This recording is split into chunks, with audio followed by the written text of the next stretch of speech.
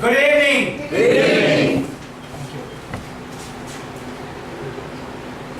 One of those Thursdays in June 2009, this dais was on that side, the hall was full,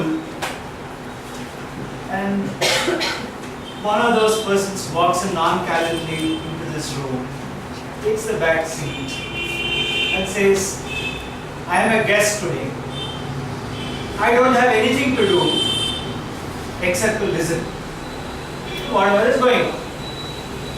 So something was going on, somebody was talking, going out, coming, clapping, a lot of things happened. And then this beautiful tall lady called Chetna, she says something which was not heard, which was not listened to, and says, yes sir, can you take this topic? And that's how my story of Toastmaster journey started here in this room, in this place, very place, in June 2009. And I firmly believe that if I was not put through that 2 minutes of silence and a huge puncture to my ego on that day, I probably wouldn't have joined Toastmasters. I would have said that, okay, there's a session of people talking and clapping, fine, very good. I would have happily gone back if I was not called on that day to speak improperly. That's my story. Now I would like to look at some of the other stories for today. And I would like to start with someone who is a very seasoned Toastmaster, much more senior to me in the Toastmaster journey. And the topic I have for this person is, what was your first experience of the first Toastmaster meeting that you ever attended in your life? Give us not the details, but your feelings. So, may I, without giving an option, throw this topic at the senior most Toastmaster who is here. Toastmaster Ram Gopal.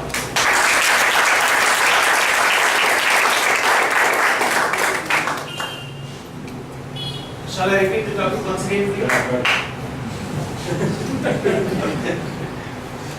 It is always with Mr. Table Topic Master, fellow Toastmasters and guests. When he said the first topic is going to the senior most, I knew it is not going to be. There's a giveaway. And I was all ears for the topic. And when he said you need to explain the way you felt, not just your feelings but your emotions. Right? I said not just don't describe the event. I was sitting here. Tell me what you felt. Okay. See, I was really tongue-tied, but because the founder president, Mr. Kadri, invited me and he said it's a place or it's an event that you would really enjoy. With all hesitation, I dragged my feet and I entered and I sat down. So when the session started, my heart started pounding. And I was just wondering, will I get the topic, will I not get the topic? As usual, the first time out, who is so scared, I tried to duck the table topic master. But heart of hearts, I wanted to break the comfort zone and said, if I want to make a break, I must dare to come forward and speak. I said, then I stretched my head forward, and then the next topic came to me. Though I was literally shivering and my knees were knocking, I still went forward and I took the topic. And though I think I hardly spoke for a minute, and that was enough, and table topic and the Sunshiners were very happy to give me a warm welcome and a warm send-off. And I felt really relieved. I said to myself, I can make it, and here, that is why I'm here.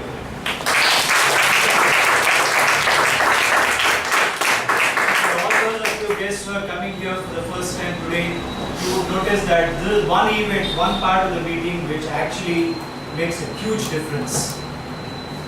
Now, I told you I started my journey 2009 June.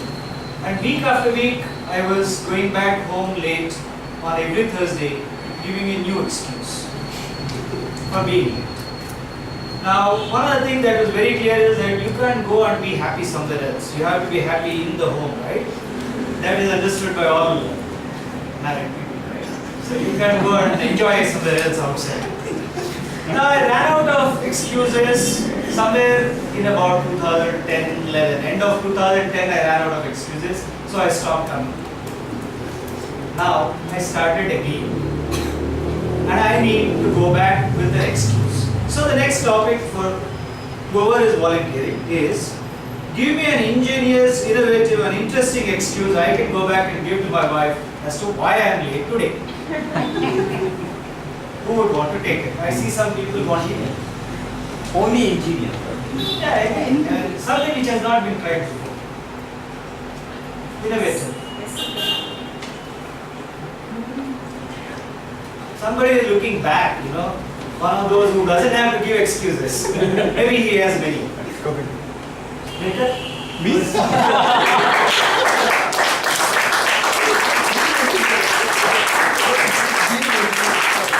What is the greatest advantage?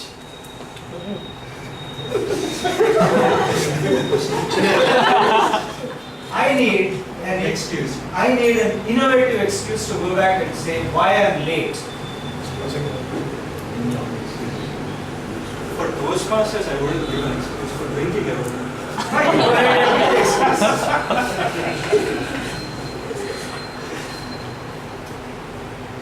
Hey, talking master, members, and guests. Good evening. Good evening. What excuse would I give? Given a number of excuses. No, I don't even remember the topics for which I've given excuses. Give me a moment, because somebody is watching this. I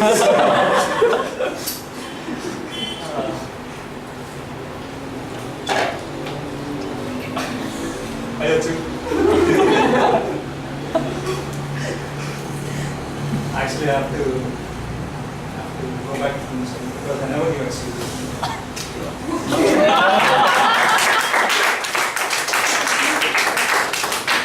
Let me try. More serious, more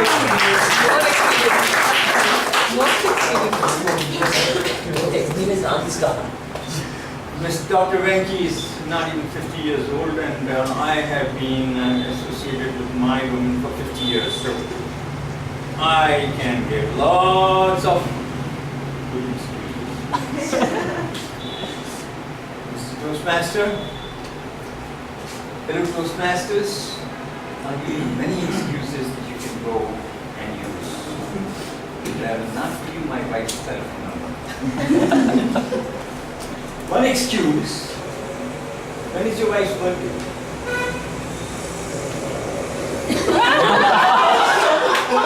I won't give my number. Just give any date. Excuse means you just tell a lie. 30th May. Okay. You wanted a date. Very good. That's very good. Today being your birthday, I was searching in the market what would be the most appropriate gift to give it to you at your birthday.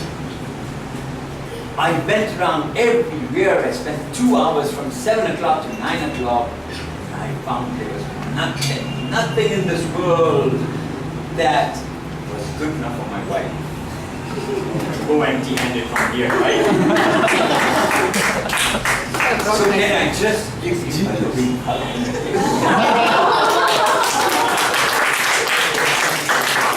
I have to give you excuses till at least 1 minute, okay? So hold on. The other excuse would be, honey, you always say that I don't understand you. And I see that's my weakness. So I found a place where they teach communication skills. You don't need it. I need it. I want to understand you. I'm married to such a wonderful person. And what a poor man I am. I don't understand such a lovely lady. So I attended, but what is known as a Toastmasters Club. And you will see, week after week, my understanding of you will improve. Because there, they say communication is not only talking, communication is listening. So you talk and I will listen.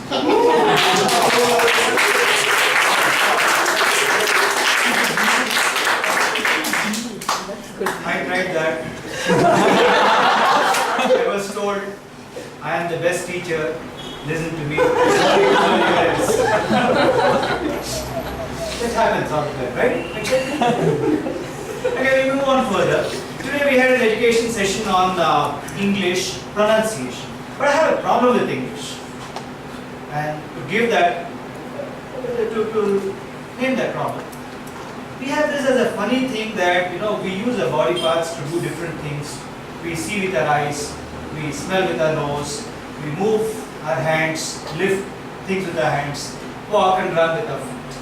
But there are times when we end up with our nose running and our feet smelling.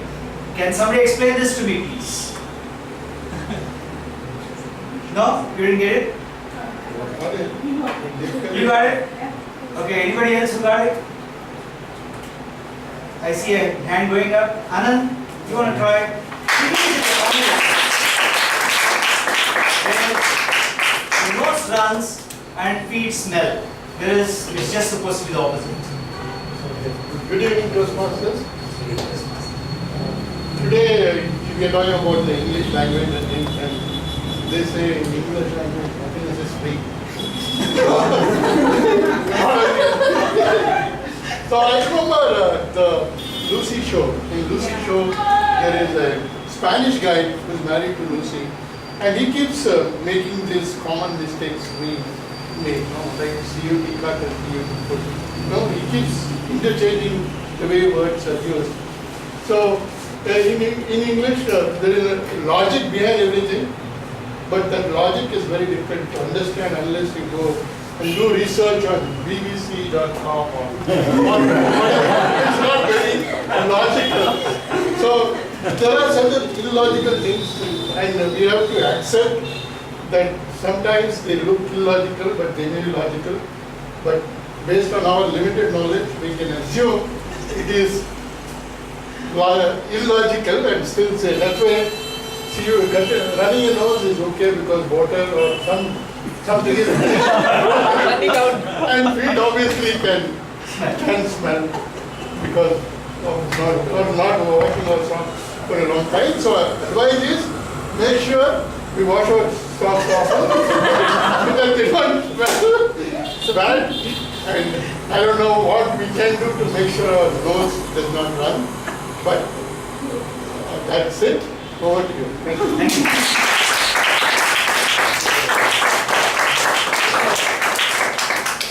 It's a customary approach in any Toastmaster meeting to call upon the guests, but then we don't trust a topic on them. We first call them here and then give the topic so that they can take care of their business. May I request one of the guests, the lovely lady here? Okay.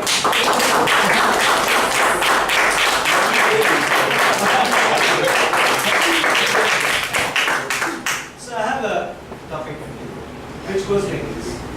See, we have heard of this roti, kapda, makan. So supposing we want to add a fourth one, what would it be? Would it be a smartphone or internet? Roti, kapda, makan, smartphone would look good, or roti, kapda, makan, internet would look good. And why? Smartphones.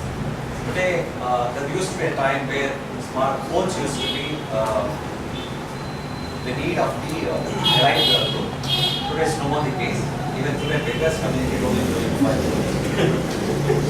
I was reading an article where one person saying, the lady, she says, I see this somewhere. This fellow says, yeah, we are the Facebook page. So like this, everyone uses the smartphones. Smartphones have become the need of the day, not more than need, the necessity.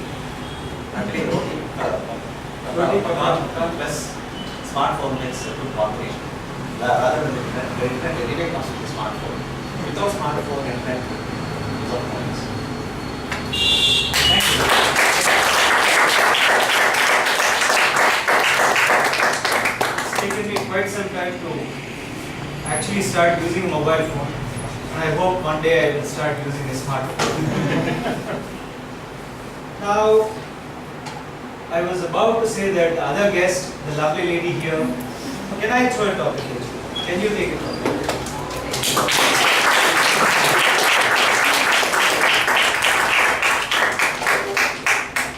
We are from Calcutta, right? And we have this thing called the shopper's stop, where there is a happiness sale. Do you know that? Yes. Yes.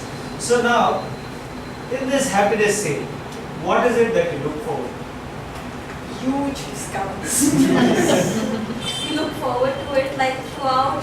We're like, you need to go for shopping. And each and every time that I look into my closet, I always feel I don't have enough clothes.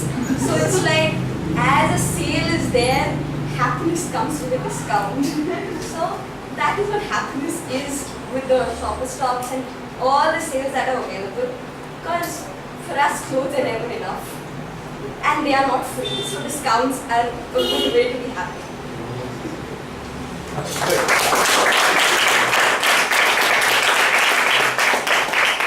have two more topics. Your timing. Now, tell me when I will get the last two topics. The next topic is for somebody who is a regular member of this club, who has not taken a role. I thought Achu is a good.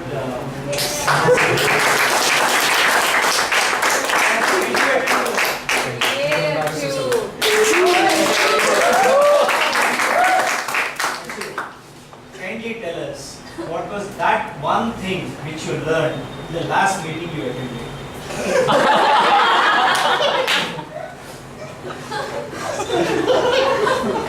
Okay, I don't have to stand here for 2 minutes without saying Is that what you learned?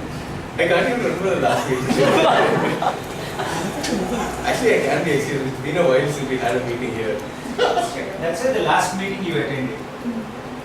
So it's been sufficiently far back that I can't remember anything about it. No, I wasn't there for that. Does anybody remember what happened in the last You were to college? You were. Okay, what was the last lesson that you learned in your college? Ranjit speech. Huh? Ranjit speech. And you were also something. Oh, the MC. Let's listen. Yes, yes, I was the MC. It's quite a forgettable moment that was. As you can see, I'm perfectly excused for wiping that from my mind. I did learn a few things that day. It is not wise to try and prepare for the MC role 5 minutes before you walk to the meeting. Nothing good shall come of it. Also, I learned that when you have to introduce someone who you haven't prepared for, that 5 minutes of preparation doesn't make a difference. Because when you prepare for that 1 minute before or 5 minutes, there's no difference. As a percentage, it's nothing much.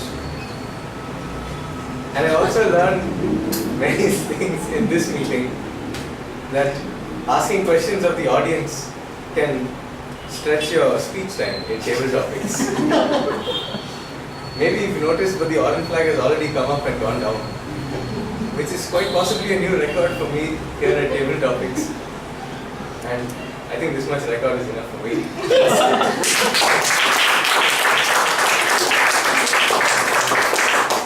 Actually, I have learned one technique from one of the members in my Toastmasters.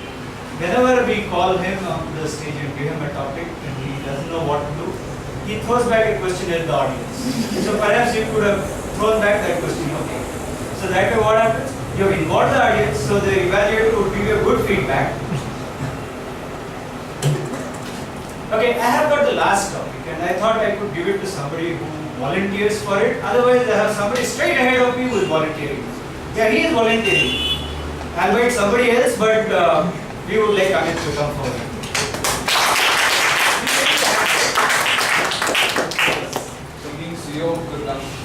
Oh, okay, he was doing something like this. So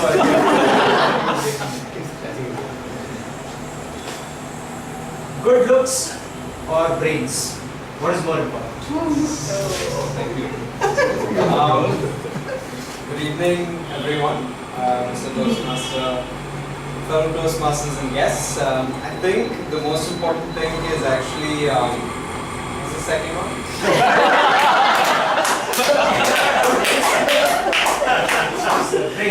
Brains, exactly. I was thinking about intelligence. Intelligence, okay. Because you always can have a nice, meaningful conversation. It's very satisfying with someone who you don't know, and it doesn't really matter how they look like. And I think that's the most important thing, especially like, for example, marriages. They don't last on how good the couple looks because they keep aging and they keep, upset. But yeah, the entire thing is how people interact with each other, and having an intelligent partner definitely makes the relationship last longer. Otherwise, I eventually run out of things to talk about. Back to you.